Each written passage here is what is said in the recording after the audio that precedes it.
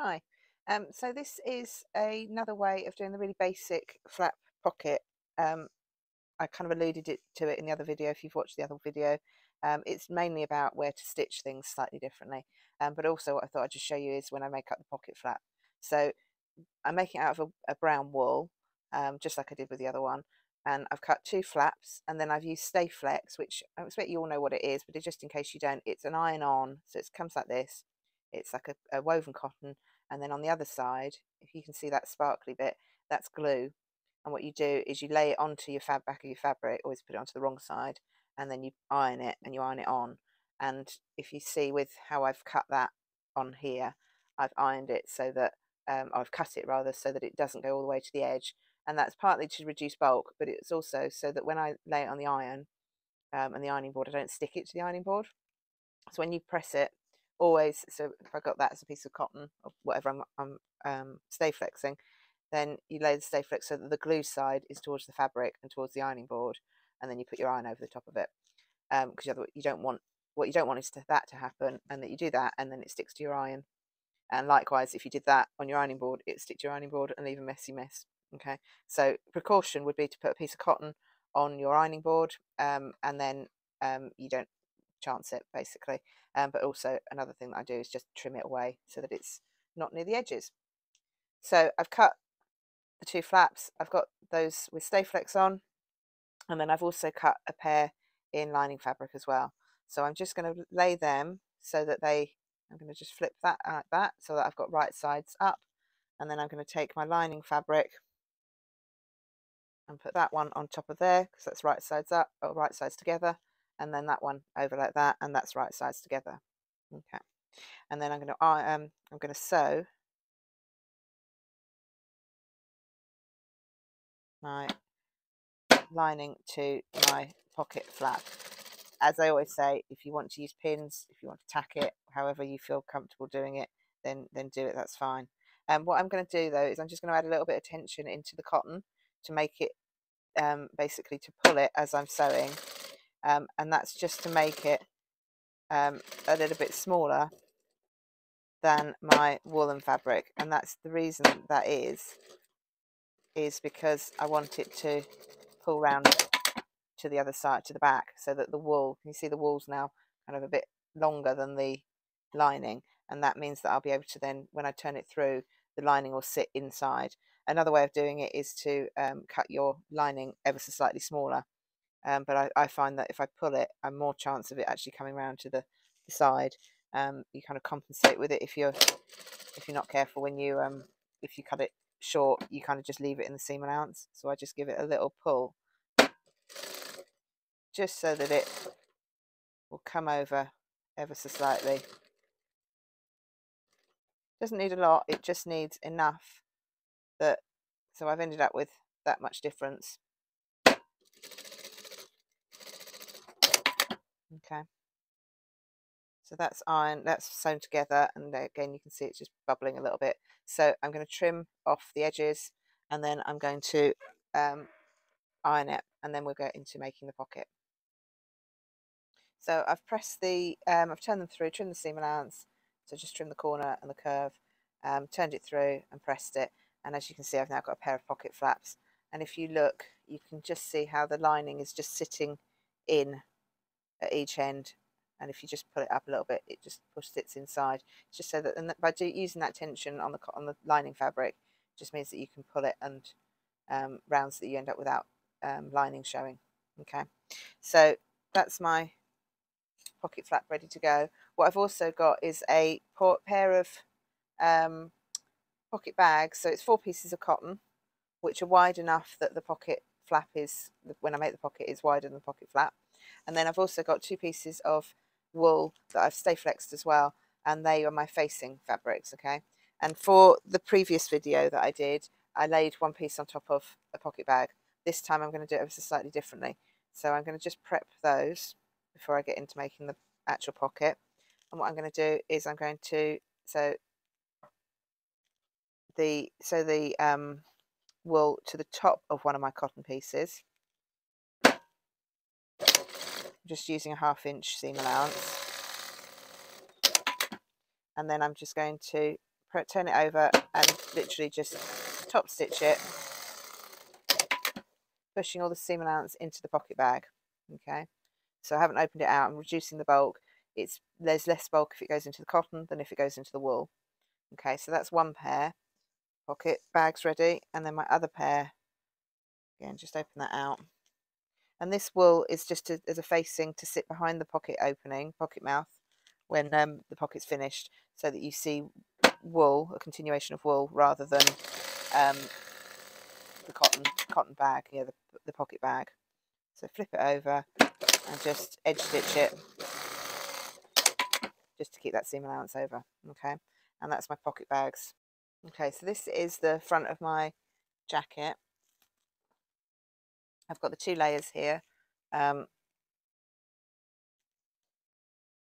my neckline and my shoulder, the armhole, and then down to the hem. Okay, and 2 layers together. Make sure they're laying nice and flat. Don't necessarily do this on your sewing machine table. Do it on your pattern cutting table if you've got one.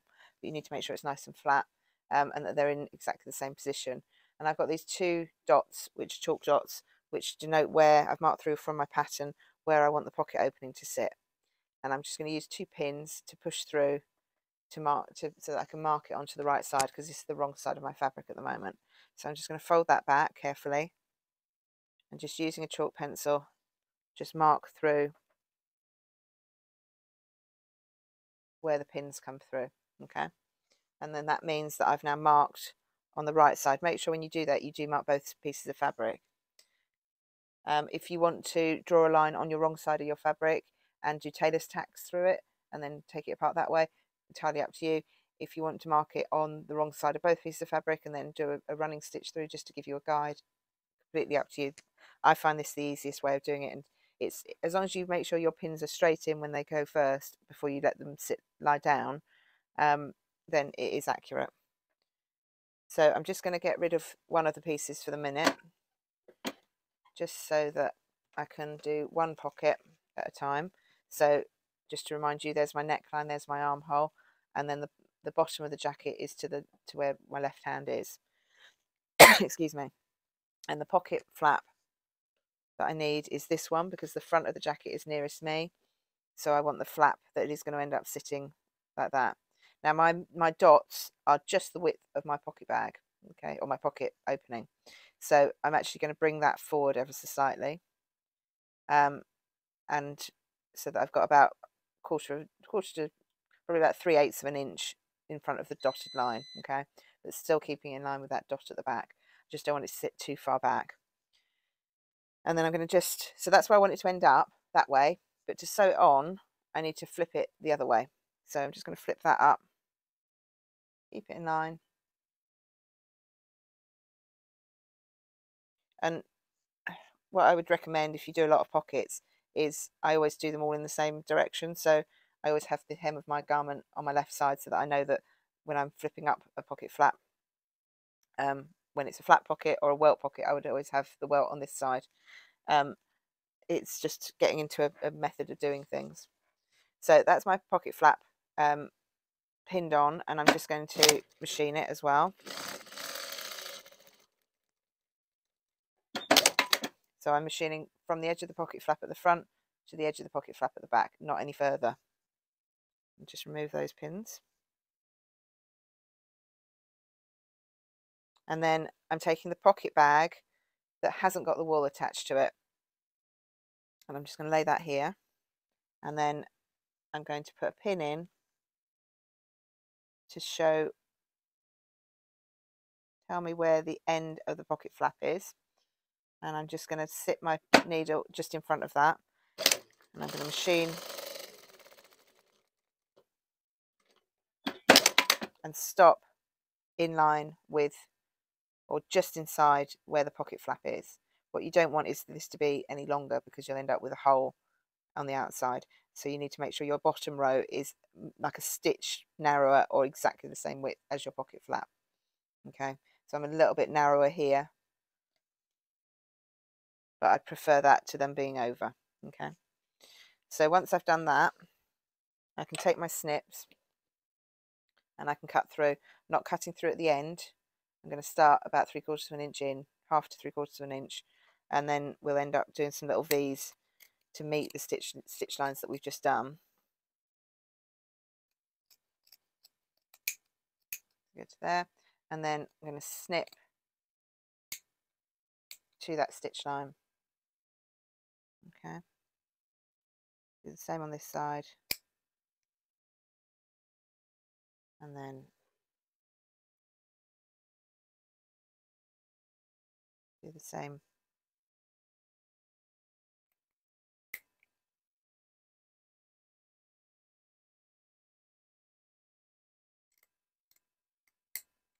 Okay,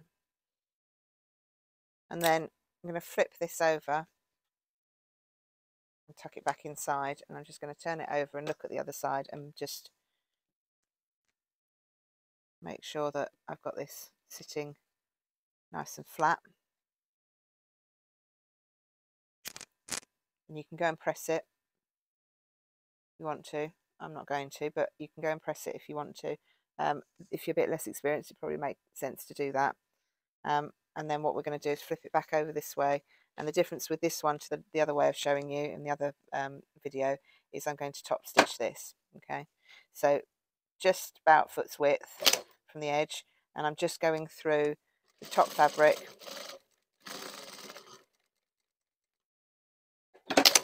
and the pocket bag, and I'm stopping just where the pocket opening is. Okay, no further. So that's what it looked like on the inside, and that's just to keep the pocket bag down. Okay, so keep it out of the way. All right, and then I'm going to flip it back over this way. Just rethread my needle.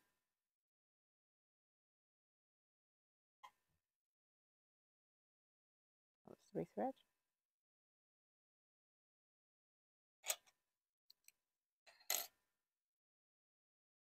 There we go. And then should look like that on the inside, and I'm just going to bring the flap so that it sits in the direction that it should sit in. Okay, and let the ends of it stick up inside. This is the wrong side of my fabric that we're looking at. And then I take the other pocket bag, which has got the wool attached to it, and I'm just going to line that up with the sides of the pocket bag. Okay, so it won't necessarily match at the top, because I just want to make sure that I've got that wool covering the opening. Okay, it won't match at the bottom either. Okay, so don't try and match one or the other. You can do it to the top if you want to, but I would just leave a little bit extra. And then what you do need to do is make sure you match your sides as best you can, so that your pocket bag is sitting straight. And then I'm just going to put some pins in the middle just to hold it in place.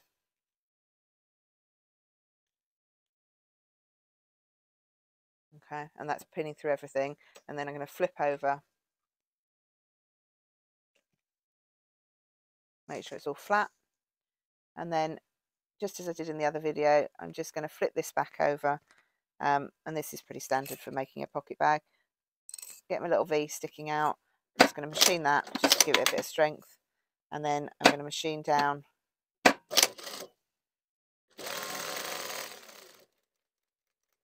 just going through the 2 layers of the pocket bag, flip that back,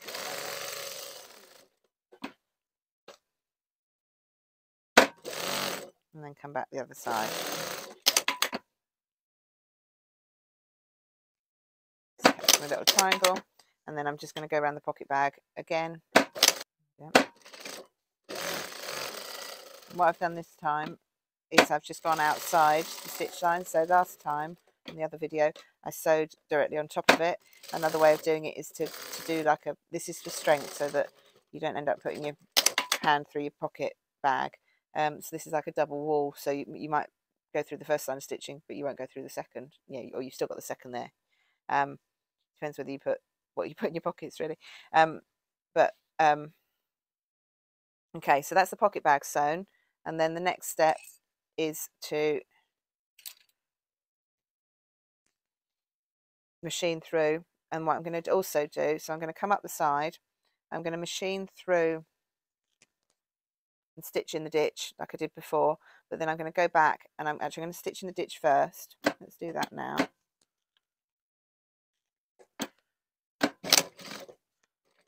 I'm going to take that pin out because it's making it roll ever so slightly. I'm putting a bit of tension on. I don't know whether you can tell, but I'm just pushing it out so that it's lying flat, so I can get into that stitch line. Okay, so it should be invisible, which it is. And then the next step, I'm going to machine up these, join that top stitching from underneath, come up, and then do a row of top stitching across the top, and then come back down this end and top stitch, join the top stitch again. Okay.